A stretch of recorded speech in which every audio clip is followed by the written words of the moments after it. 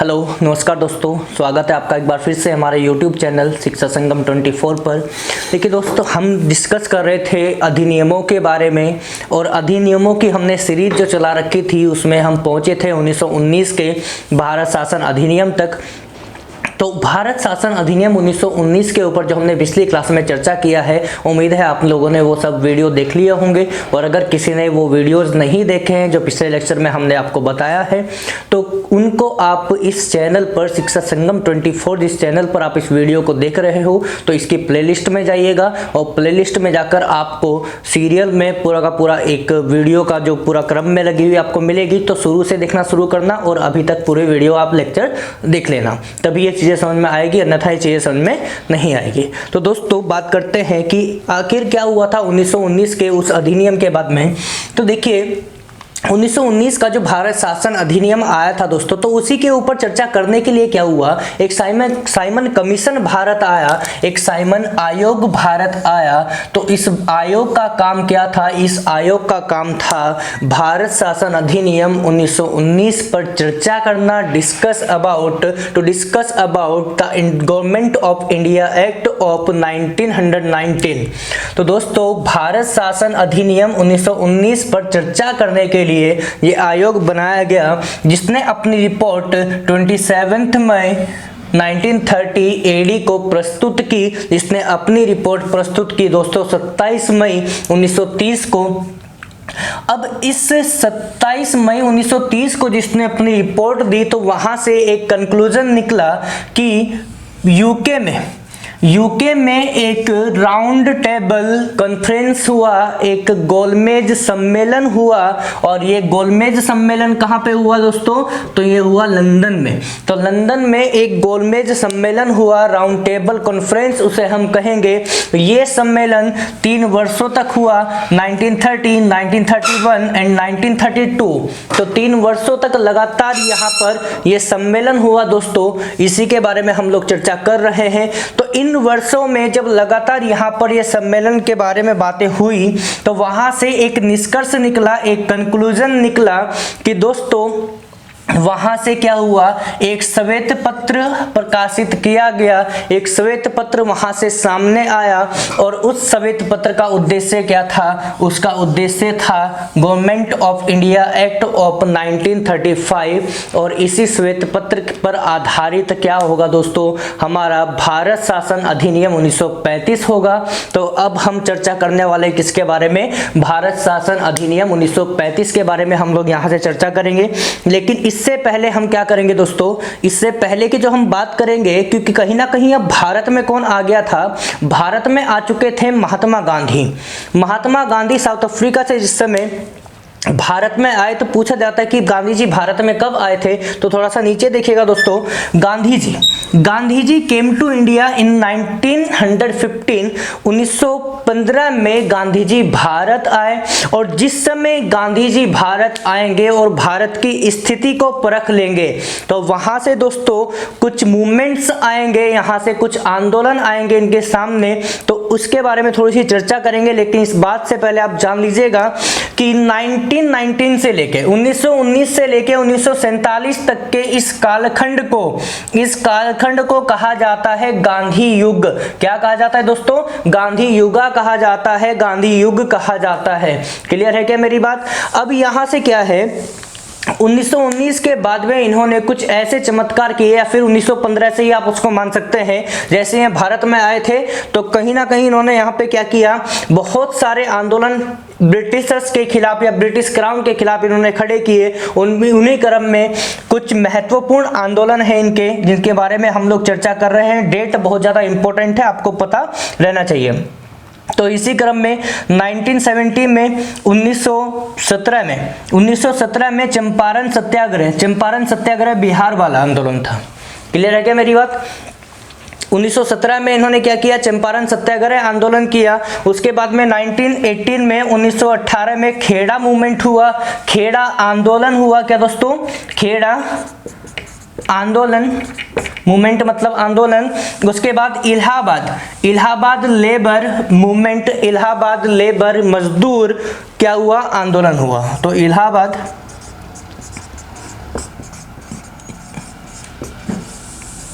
मजदूर आंदोलन। क्लियर है क्या मेरी बात? तो यहाँ से दो मूवमेंट अभी हमने देखे, अब यहाँ से आगे की बात करते हैं दोस्तों। तो देखिएगा 1919 में 1919 में एक आंदोलन हुआ जिसको हम जानते हैं खिलाफत आंदोलन, खिलाफत मूवमेंट, एजिटेशन भी इसको हम बोल सकते हैं, खिलाफत आंदोलन। पूछा जाता है कि खिलाफत आंदोलन कब हुआ, तो 1919 में हुआ। 1920 में नॉन कोऑपरेशन मूवमेंट, असहयोग आंदोलन। असहयोग आंदोलन के बारे में कहा जाता है कि भारत का सबसे पहला अखिल भारतीय, ये कौन सा था, अखिल भारतीय आंदोलन था। It was the first all India movement, यह भारत का प्रथम अखिल भारतीय मूवमेंट था, आंदोलन था। कौन सा दोस्तों, 1920 में आया हुआ कौन, असहयोग आंदोलन। इसके बाद में 1930 में आया क्या, नमक सत्याग्रह एक आंदोलन हुआ, और इसी के साथ साथ दांडी आंदोलन हुआ, दांडी मूवमेंट हुआ। ठीक है दोस्तों, तो यहाँ से गांधी जी के बारे में हमने कुछ बात की है, तो खैर इनको हम पूरा हिस्ट्री में पढ़ेंगे, पूर्ण रूप से गांधी के बारे में पढ़ेंगे। लेकिन अभी जो हमें बात करनी है दोस्तों, हमारा मेन टारगेट क्या होगा, हमारा मेन टारगेट होगा 1935 का ये गवर्नमेंट ऑफ इंडिया एक्ट। तो आइए चलते हैं, बात करते हैं किसके ऊपर, 1935 के भारत शासन अधिनियम के ऊपर। तो दोस्तों बात करते हैं भारत शासन अधिनियम 1935 की, गवर्नमेंट ऑफ इंडिया एक्ट 1935 की। तो अब बात ये हुआ, कहा जाता है कि 1935 का जो ये गवर्नमेंट ऑफ इंडिया एक्ट है, इसको मिनी कॉन्स्टिट्यूशन ऑफ इंडिया या फॉर इंडिया कहा जा सकता है, भारत के लिए लघु संविधान कहा जा सकता है। वैसे औपचारिक तौर पर 42nd जो कॉन्स्टिट्यूशनल अमेंडमेंट था उसे मिनी कॉन्स्टिट्यूशन फॉर इंडिया कहा जाता है। ठीक है, लेकिन फिर भी इसे भी मान लेते हैं कि चलो भारत के लिए एक लघु संविधान है, क्योंकि इसमें बहुत सारे आर्टिकल, बहुत सारे भाग और बहुत सारी अनुसूचियां थी। तो इसी क्रम में आगे बढ़ते हैं, देखते हैं क्या है दोस्तों इसके बारे में। सबसे पहले क्या किया गया, अब तक जो ये भारत पूरा का पूरा क्या था, भारत के हर एक राज्य के बारे में अलग अलग बातें थी, हर एक राज्य में अलग अलग कानून, ये सब है ना। तो अब क्या है कि भारत पूरा का पूरा बिखरा पड़ा था, क्योंकि ये राज्यों का एक समूह था। क्या था दोस्तों, ये ग्रुप ऑफ स्टेट्स था। इसको क्या किया गया, सबसे पहले ये भारत शासन अधिनियम में आते ही इन्होंने सबसे पहला और सबसे बड़ा काम किया कि भारत को एज ए यूनियन प्रमोट किया, भारत को एक संघ बनाया, formed India as a union, Bharat को एक संघ बनाया। तो भारत राज्यों का एक संघ है, ना कि समूह है। और यही बात जब हम आगे चल के संविधान सभा के बारे में पढ़ेंगे, और वो संविधान सभा संविधान बनाने की प्रक्रिया से गुजरेंगी, और एक दिन जब हमारा संविधान बनेगा तो हमारे भारतीय संविधान के आर्टिकल नंबर 1 में, आर्टिकल नंबर 1 में यही बात लिखी हुई है कि भारत राज्यों का संघ है, न कि समूह है। तो India is A union of states, ये आपको याद रखना है कि भारत राज्यों का एक संघ है, भारत राज्यों का समूह नहीं है। और राज्यों का संघ कब बनाया गया, इसको एज ए यूनियन कब बनाया गया, तो 1935 के इस एक्ट के द्वारा बनाया गया। तो दोस्तों इसी के साथ में एक मुख्य काम यहाँ से क्या किया गया कि यहाँ से बर्मा को भारत से अलग किया गया, म्यांमार को भारत से अलग किया गया। और बर्मा कहाँ पर पड़ता है, तो दोस्तों भारत को एक संघ बनाया गया। और इसी के साथ में एक मुख्य काम ये किया गया कि बर्मा को भारत से अलग कर दिया गया, बर्मा को, म्यांमार को भारत से अलग कर दिया गया। ये बर्मा, ये म्यांमार जो अब तक भारत का एक अभिन्न अंग था, ब्रिटिशर्स ने क्या किया, ब्रिटिश गवर्नमेंट ने क्या किया, इस बर्मा को सेपरेट कर दिया, किससे, भारत से। और आगे चलकर हम एक बहुत ही महत्वपूर्ण बात पढ़ेंगे जब हम जिक्र पढ़ेंगे बी.एन. राव का। बी.एन. राव एक ऐसे भारतीय थे जिन्होंने सहयोग किया था बर्मा का संविधान लिखने में। बी.एन. राव के बारे में हम बहुत ज्यादा बातें पढ़ेंगे। ये सबसे पहले आईसीएस थे। आईसीएस का मतलब इंडियन सिविल सर्विस सर्वेंट, ठीक है दोस्तों। तो और आपको पता होगा कि भारतीय लोगों में से आपसे पूछा जाएगा, दूसरे तरीके से मैं आपको बोल के बता देता हूं कि एक है इंटरनेशनल कोर्ट, अंतर्राष्ट्रीय जो कोर्ट है, न्यायालय है, वो कहाँ है? हेग, नीदरलैंड में है। उसी नीदरलैंड के उस उच्चतम न्यायालय में जो पूरे वर्ल्ड का जो सबसे बड़ा कोर्ट है, उसमें भारत की तरफ से सबसे पहले न्यायाधीश रह चुके BN राव, और उन्हीं का नाम मैंने यहाँ पे लिया है कि बर्मा का कॉन्स्टिट्यूशन लिखने के लिए मदद किया था किसने? BN राव ने मदद किया था, ये आपको याद रखना है। तो यहाँ से एक चीज आपको बता दी कि भारत को एज ए यूनियन बनाया गया और यहाँ पर क्या किया गया? बर्मा को सेपरेट किया गया, इंडिया से, भारत से, म्यांमार को अलग किया गया। अब देखिएगा, हमने देखा था पिछले अधिनियम में 1919 के कि उसमें क्या किया गया था कि राज्यों में द्वैध शासन की शुरुआत की गई थी। Dyarchy was abolished in the states, कि राज्यों से द्वैध शासन का अंत किया गया, क्योंकि आपको पता था 1919 के अधिनियम में हमने पढ़ा था कि राज्यों में द्वैध शासन की शुरुआत कर दी थी और वहां से सूचियों का या फिर विषयों का भी विभाजन कर दिया था। एक तरफ आरक्षित विषय रखे थे और दूसरी तरफ हस्तांतरित विषय रखे थे। एक तरफ रिजर्व्ड जो आपके सब्जेक्ट थे और एक तरफ जो ट्रांसफर सब्जेक्ट थे उनको रखा गया था। तो दोस्तों उसी क्रम में क्या हुआ, अब जाकर 1935 के इस एक्ट में क्या किया उन्होंने? राज्यों से द्वैध शासन की समाप्ति कर दी। Dyarchy was abolished in the states and started in centre, और केंद्र में इसकी शुरुआत की गई। तो आपसे पूछा जाएगा कि किस अधिनियम के अंतर्गत केंद्र में द्वैध शासन की शुरुआत की गई? तो केंद्र में द्वैध शासन की शुरुआत की गई दोस्तों 1935 के भारत शासन अधिनियम के अंतर्गत या द्वारा। क्लियर है क्या मेरी बात? यहां से इन बातों को नोट करते रहा करो, वरना दिक्कत हो जाएगी बाद में बहुत ज्यादा। अब क्या हुआ कि जो यहां से आरक्षित और जो हस्तांतरित विषय इन्होंने बनाए थे, अब उसी क्रम में एक स्टेप ये आगे बढ़े और भारत में क्या किया गया? भारत में राज्य और जो संघ है, इन दोनों के कार्य बांट दिए कि आपको इस क्षेत्र में निर्णय लेने का अधिकार है, आपको इस क्षेत्र में निर्णय लेने का अधिकार है। कुछ चीजें ऐसी थी, कुछ सेक्टर्स ऐसे थे जहां पर दोनों मिलकर ये कोई कार्य कर सकते थे, कोई डिसीजन ले सकते थे। तो उसी में देखिए क्या है, एक होती है संघ सूची, एक होती है यूनियन लिस्ट। क्या होती है? संघ सूची। जो संघीय सूची होती है उसमें फैसला कौन लेता है, डिसीजंस कौन लेता है, वो पूर्ण रूप से सेंटर के अंडर में होती है। और जो स्टेट लिस्ट वाली होती है उसमें क्या होता है? राज्य सूची में राज्य सरकारें ही पूरा का पूरा फैसला लेती है। और जो कॉन्करेंट होती है, ये कॉन्करेंट क्या होता है कि ये समवर्ती सूची इन्हें कहा जाता है, जिनमें दोनों का सहयोग होता है। तो आपने सुना होगा जैसे केंद्रीय विद्यालय होता है, तो केंद्रीय विद्यालय आपको कहीं पे भी किसी भी सिटी में मिल सकता है। तो उस केंद्रीय विद्यालय में जितना भी चीजें होंगी वो केंद्र के अंडर में होगी, ना कि राज्य के अंडर में होगी। लेकिन आपने राजकीय विद्यालय भी सुने होंगे, ठीक है, राजकीय इंटर कॉलेज ये सब। तो राजकीय विद्यालय जो होता है वहां पर जितनी भी शिक्षा नीति या फिर जो भी कुछ होगा वो किसके अकॉर्डिंग होगा? वो स्टेट गवर्नमेंट के अकॉर्डिंग होगा। लेकिन कुछ चीजें ऐसी हैं जहां पर दोनों के लिए होता है, तो उसको क्या कहा जाता है? समवर्ती सूची कहा जाता है। तो इस अधिनियम में 59 विषय ऐसे थे, 59 सब्जेक्ट्स ऐसे थे जिनको संघीय सूची में रखा, 54 ऐसे थे जिनको राज्य सूची में रखा, और 36 सब्जेक्ट्स ऐसे थे, विषय ऐसे थे जिनको समवर्ती सूची में रखा था। इस बात को बहुत ज्यादा इंपॉर्टेंट है, आपको ये याद होनी चाहिए। इनको लगातार नोट करते रहना, छोड़ना मत बिल्कुल। एक क्वेश्चन यहाँ से लगातार पूछा जा रहा है, हर एक एग्जाम में लगभग ये क्वेश्चंस यहाँ से आ रहे हैं और आपसे पूछता है कि 1935 के इस लघु संविधान में, 1935 के इस भारत शासन अधिनियम में किन किन चीजों को नहीं जोड़ा था? क्योंकि कुछ चीजें ऐसी होती जो बहुत ज्यादा महत्वपूर्ण है। जैसे आप बात करें प्रेम्बल की आप बात करें प्रस्तावना की, फंडामेंटल राइट्स की बात कर ले, फंडामेंटल ड्यूटीज की बात कर ले, मौलिक कर्तव्यों की बात कर ले, या फिर मौलिक अधिकारों की बात कर ले, तो एक बात आपको याद रखनी है कि यहां पर प्रेम्बल नहीं था।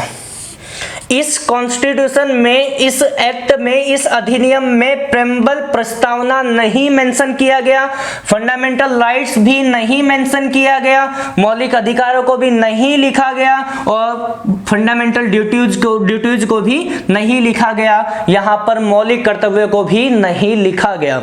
तो ये तीन चीजें यहां पर, और ऐसी बहुत सारी मुख्य चीजें जो इसमें नहीं थी, और शायद यही मेन कारण था कि इंडियंस ने इसको रिजेक्ट कर दिया था, इसको माना नहीं था। तो कहीं ना कहीं इसके ऊपर बहुत ज्यादा आलोचनाएं की गई थी, नेहरू के द्वारा भी, बहुत सारे लोगों के द्वारा। तो क्या कारण था कि इसमें प्रेम्बल नहीं था, प्रस्तावना नहीं थी, मौलिक अधिकार फंडामेंटल राइट्स नहीं थे, मौलिक कर्तव्य फंडामेंटल ड्यूटीज नहीं थी। क्लियर है क्या मेरी बात? इस बात को नोट करते रहना हमेशा। अब क्या होगा कि भारतीयों को क्या हुआ, भारतीयों के लिए सबसे पहले चुनाव किया गया, first time election for India. Bharat में सबसे पहले जो चुनाव प्रक्रिया शुरू की गई, यहां पर ये चुनाव प्रक्रिया शुरू की गई भाई साहब कब, 1937 में। और 1937 में ये प्रपोजल कब आया था, ये आया था 1935 के इस एक्ट में। क्लियर है क्या? और सबसे बड़ी बात ये है कि Indians were elected under the rule of centre and states. क्या कि केंद्र व राज्य के शासन में भारतीयों को भी चुना गया, केंद्र व राज्य के शासन में भारतीयों को भी भाग दिया गया, हिस्सा दिया गया, चुना गया, शासन में एक हिस्सा उनको दिया गया। क्लियर है क्या मेरी बात? तो आपसे पूछा जाएगा कि वो कौन सा अधिनियम है, वो कौन सा अधिनियम है जिसमें भारतीयों को शासन व्यवस्था में कुछ भाग दिया गया था। क्यों? क्योंकि मजबूरी बन गई थी ना दोस्तों, मजबूरी इसलिए बन गई थी क्योंकि अब क्या होने वाला था, दिक्कत एक हो गई। 1919 का जो अधिनियम आप लोग पढ़ते हैं, उस 1919 के अधिनियम के अंतर्गत या फिर उसी के समकालीन हम बात करें या फिर उसी के बाद की बात करें, तो भारत में कौन आ गए? बापू महात्मा गांधी जी। और उनकी एंट्री होती है जैसे ही भारत में, तो बवाल खड़ा कर देते हैं, एक हीरो के रूप में, रियल हीरो के रूप में आके निकलते हैं। ठीक है, गांधी जी के बारे में लोग अलग अलग बातें करते हैं, अलग अलग विचार, अलग अलग मत है उनके बारे में। ठीक है दोस्तों, लेकिन जिस दिन गांधी जी को आपने प्रेम भाव से पढ़ लिया, ईमानदारी से पढ़ लिया उनके बारे में लिखी हुई चीजें, उसके बाद में आप कभी गांधी जी को गाली नहीं देंगे, उनके बारे में कभी एक शब्द नहीं बोलेंगे। गांधी जी वो चीज थे। ठीक है, तो अधूरा ज्ञान लेके घूमोगे तो ऐसा ही होगा, आप किसी को भी गाली देंगे। ठीक है, तो जब पढ़ते हैं आप इनके बारे में थोड़ा सा अच्छे से पढ़ा करो। तो गांधी जी ने जब यहाँ पर आए, इनके खिलाफ बहुत ज्यादा मूवमेंट किए, बहुत ज्यादा आंदोलन किए, और अंततः क्या हुआ? अंततः ये हुआ दोस्तों कि अंग्रेजों की जड़ें हिला दी, अंग्रेजों की जड़ें हिला दी। और उसी समय यहाँ पर क्या किया गया, बहुत सारे बदलाव किए गए। कुछ चीजें ऐसी थी जो भारत के फेवर में की गई, कुछ चीजें ऐसी थी जो भारतीयों के फेवर में की गई, और कुछ चीजें ऐसी थी जो ब्रिटिशर्स को लगता था कि हाँ भारतीय इन पे ध्यान नहीं देंगे। लेकिन भारतीय नेता पढ़े लिखे थे उस समय, आज के टाइम पे बहुत बुरा हाल है नेताओं का, पता नहीं डिग्री है नहीं है, 8वीं पास है, 10वीं पास है, कॉलेज स्कूल गए नहीं गए, क्या बन गए? प्रधानमंत्री बन गए, मुख्यमंत्री बन गए। बताओ, ये देश संभालेंगे? खैर अच्छी बात है, आप उस पोस्ट पे बैठे हैं, उस पद पे बैठे हैं, लेकिन कम से कम शिक्षा का तो आपको ज्ञान होना चाहिए। तो पहले जो नेता थे वो आज की तुलना में बहुत बेहतर हुआ करते थे, और कहीं ना कहीं जितने भी निर्णय, जितने भी फैसले वो लोग लेते थे वो सोच समझ के, क्योंकि उनको ज्ञान था चीजों के बारे में। तो देखते हैं, खैर फिर आप लोग कहेंगे कि राजनीति में उतर गए। तो Indians were elected under the rule of centre and state, केंद्र व राज्य के शासन में भारतीयों को भी हिस्सा दिया गया। और इसी के साथ साथ एक काम यहां पर मोस्ट इंपॉर्टेंट हुआ, वो क्या था? सुनिएगा, भारत परिषद का अंत कब किया गया? भारत परिषद का अंत कब किया गया, ये आपसे पूछा जा सकता है कभी भी, कि इंडियन काउंसिल कब एबोलिश की गई, कब इसका एंड हुआ, कब इसका समाप्ति हुई? तो भाई साहब 1935 के इस एक्ट के द्वारा ही यहाँ पर क्या किया गया, भारत परिषद को समाप्त किया गया। अब यहाँ से अगली एक लास्ट बात कर लेते हैं इसके बारे में, जो बहुत ज्यादा इंपॉर्टेंट है।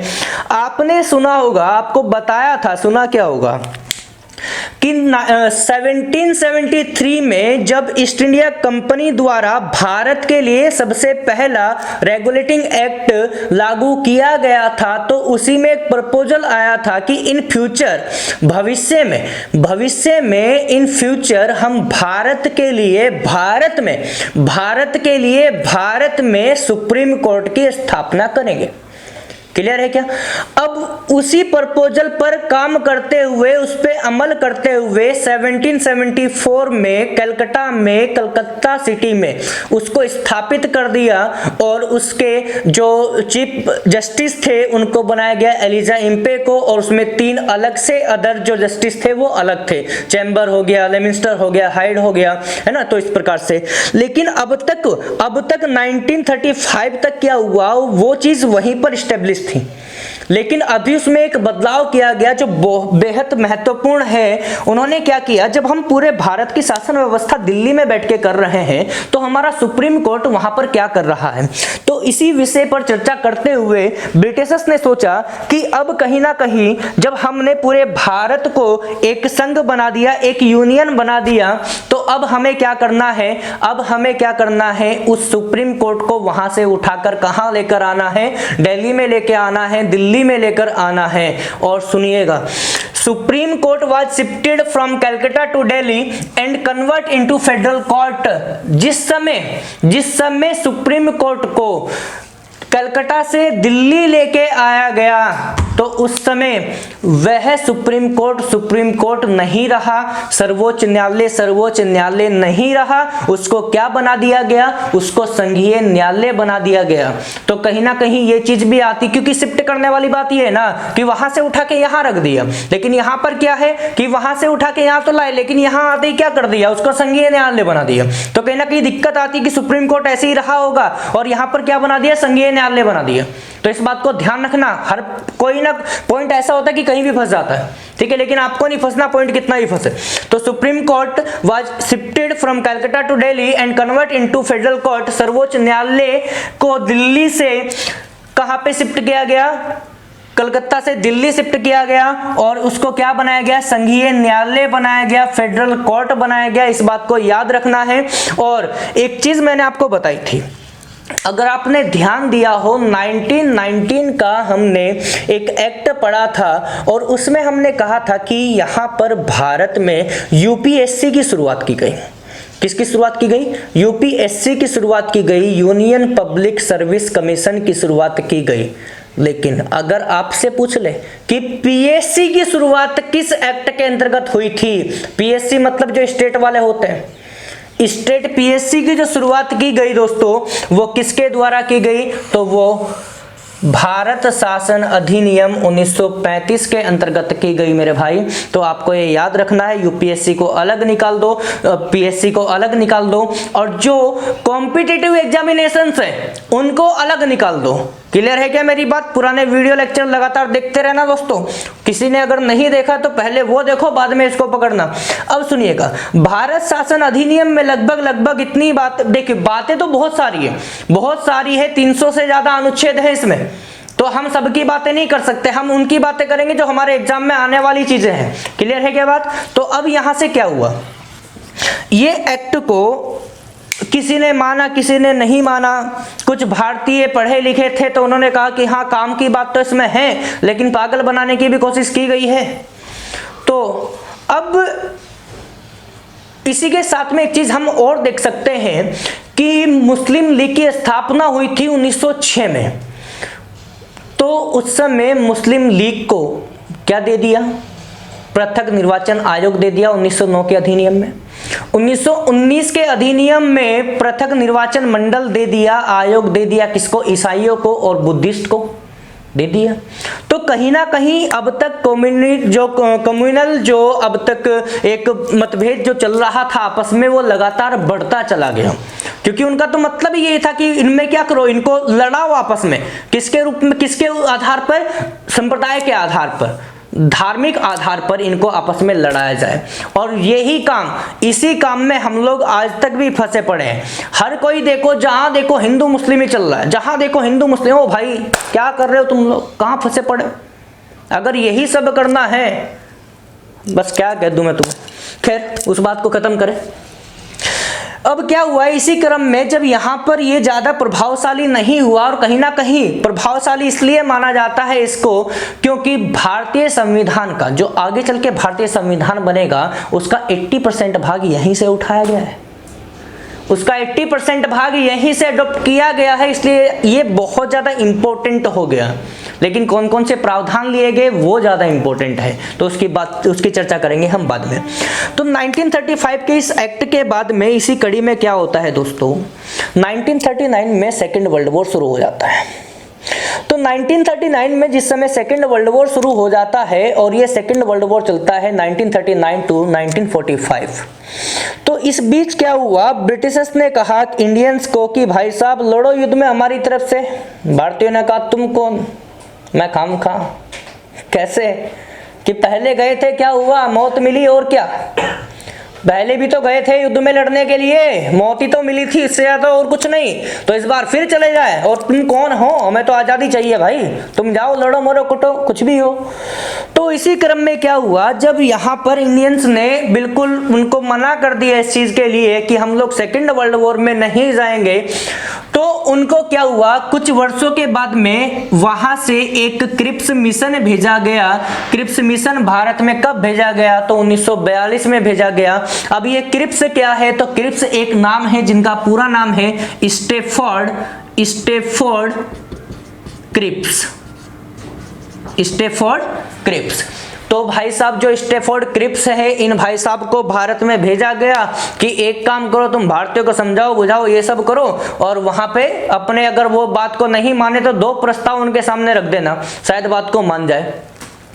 तो क्रिप्स मिशन 1942 में क्या किया गया, वो 2 प्रपोजल लेकर भारत में आया, और उस 2 प्रपोजल में 2 प्रस्ताव, हिंदी वाले लिख लेना भाई फिर गालियां दोगे मुझे, प्रस्ताव। तो ये 2 प्रस्ताव लेकर भारत में आए। उनमें से सबसे पहला ऑप्शन था क्या, कि भारत के लिए एक कॉन्स्टिट्यूशनल असेंबली बनेगी, एक संविधान सभा बनाएंगे, और दूसरा क्या होगा कि भारत रहेगा हमारा डोमिनियन स्टेट, भारत क्या रहेगा हमारा उपनिवेशित राज्य रहेगा। और भारत उपनिवेशित राज्य रहे, अब तक तो था, अभी भी रहेगा, मतलब आगे भी रहेगा। तो भाई साहब इंडियंस मानेंगे इसको, तो इंडियंस रिजेक्टेड इट, भारतीयों ने इसे नकार दिया कि हमें ये नहीं चाहिए। तो जिस समय क्रिप्स मिशन फेल हो गया, तो इसी बीच में क्रिप्स चले गए कहाँ, वापस। और फिर क्या हुआ, भारत में आई वेवेल योजना, वेवेल योजना आई। उसके बाद में फिर क्या हुआ, शिमला सम्मेलन हुआ, और शिमला सम्मेलन के बाद में फिर अंततः क्या होगा कि जब मोहम्मद अली जिन्ना साहब जब नहीं मानेंगे शिमला सम्मेलन में कि भारत के लिए एक संविधान सभा बनी जाए, क्योंकि वहां से मोहम्मद अली जिन्ना साहब अपनी एक डिमांड लेकर बैठे थे। उनकी एक ही डिमांड थी कि हमें क्या चाहिए, हमें अपनी अलग से एक संविधान चाहिए। तो एक देश में 2 संविधान ये तो संभव नहीं है, अर्थात उनकी बातों से ये चीज झलक रही थी कि उनको अलग से एक राष्ट्र बसाना है, उसकी स्थापना करनी है। क्योंकि संविधान अलग बनाएंगे तो राष्ट्र भी अलग ही होगा, सीधी सी बात है। लेकिन हाँ हो सकता है कुछ चीजें ऐसी होती है, जैसे जम्मू कश्मीर का अलग से संविधान था, लेकिन वो जम्मू कश्मीर बन के नहीं रहता था ना, वो नहीं रहना चाहता था, उसको तो अलग से राष्ट्र अपना बनाना था, तो इसलिए उसको अलग से क्या चाहिए, संविधान चाहिए था। तो वो चीज जब वहां पर फेल हो गई, तो अंततः क्या हुआ, वहां पर एक ब्रिटेन में लगभग 1945 के आसपास एक नए पीएम आए। नए पीएम वहां पे अपॉइंट हुए, जिनका नाम था क्लेमेंट एटली करके नाम था। तो क्लेमेंट एटली करके जब वहां पर पीएम अपॉइंट हुए, तो कहा जाता है कि ब्रिटिश पीएम जितने भी हुए हैं उन सब में क्लेमेंट एटली एक ऐसे पीएम थे जो भारतीय स्वतंत्रता के फेवर में थे कि अब तो इनको स्वतंत्रता दे दी जाए। और इसी क्रम में क्या हुआ दोस्तों, इसी क्रम में उन्होंने, क्योंकि ब्रिटिश पीएम कौन है, एटली है, और अगर एटली पीएम होंगे तो उसी की कैबिनेट मिनिस्टर होंगे, कैबिनेट मंत्रालय पूरा का पूरा उसी के अंडर में होगा कि नहीं होगा। तो वहीं के कैबिनेट मिनिस्टर थे जिनका नाम था Pethick Lawrence, Lord Pethick Lawrence. Lord Pethick Lawrence की अध्यक्षता में उनकी लीडरशिप में भारत में एक मिशन भेजा गया जिसको कहा गया कैबिनेट मिशन। और उस कैबिनेट मिशन में 3 सदस्य थे, एक तो हो गया अध्यक्ष, एक हो गया अध्यक्ष कौन, पेंथिक लॉरेंस हो गए, और एक हो गया कौन, अलग से सदस्य जो थे अलेक्जेंडर हो गया, एक हो गया कौन, एक हो गया स्टेफोर्ड क्रिप्स। तो इन 3 लोगों की एक पूरी टीम थी। तो उस टीम ने भारत में एक मिशन लेके आए, कैबिनेट मिशन जिसे कहा गया, और ये मिशन भारत में 1946 में आया। तो किस प्रकार से वहां से वो भारत को सत्ता सौंपने, क्योंकि कहा जाता है कि कहीं ना कहीं सत्ता हस्तांतरित करने के लिए वो आए थे, सत्ता भारत को सौंपने के लिए वो आए थे उस कैबिनेट मिशन के अंतर्गत। तो वहां से किस प्रकार से वो भारत की सत्ता भारत को सौंपने की कोशिश करेंगे, ठीक है, या कोशिश तो नहीं करते थे वो, समझ रहे हैं, वो तो कराया जा रहा था उनसे ना। तो अब क्या है कि भारत के लिए संविधान सभा का निर्वाचन शुरू हो जाएगा। संविधान सभा में क्या होगा, नेशनल कांग्रेस को वहां से ज्यादा वोट मिलेगी, मुस्लिम लीग को कम मिलेगी। तो कहीं ना कहीं मुस्लिम लीग वहां से हट जाएगी, वो पूर्ण रूप से डिमांड करेगी मुझे तो अलग से देश ही बसाना है, क्योंकि संविधान सभा में जिसके वोट कम है, जिसका बहुमत नहीं है, उसको दिक्कत होने वाली है, उसकी कौन सुनेगा, समझ रहे। तो इसी क्रम में वहां से उनको हटा दिया अलग से। तो लगभग बहुत सारे मेंबर, मैं कहता हूं लगभग 389 मेंबर्स के लिए चुनाव हुआ था, और जिसमें से कुल जो कांग्रेस के पास थे सारे के सारे देशी रियासतों का अगर उसमें विलय कर दे तो 384 के आसपास वो लोग बैठे थे पूरे। तो अब क्या हुआ, अब ये हुआ कि जिस समय संविधान सभा बन जाएगी दोस्तों, संविधान सभा का निर्वाचन हो जाएगा, बंदों को नियुक्त कर दिया जाएगा, तो वहां से बहुत सारी उसकी क्या होंगी, मीटिंग्स होंगी, और लगभग 10 से 12 या 11-12 उसकी मीटिंग्स होंगी। तो उस मीटिंग्स में, उस बैठक में जो बोल रहा हूं ना, तो बैठकों में एक वहां से डिसीजन लिया जाएगा कि अब भारत के संविधान के लिए क्या बनाई जाएगी, कुछ समितियां बनाई गई, कुछ कमिटीज बनाएंगे, क्योंकि भारत का संविधान लगभग 60 देशों के संविधान से बनाया गया है। तो 60 देशों का मटेरियल इकट्ठा करके भारतीय संविधान में ऐड करना है, तो उसके लिए पूरी टीम चाहिए, अकेले बंदे का कार्य वो नहीं है। तो वहां पर कुछ समितियां बनाई जाएंगी, और वो समितियां अलग अलग तरीके से अपना काम करेगी, और अंततः भारतीय संविधान का निर्माण हो जाएगा।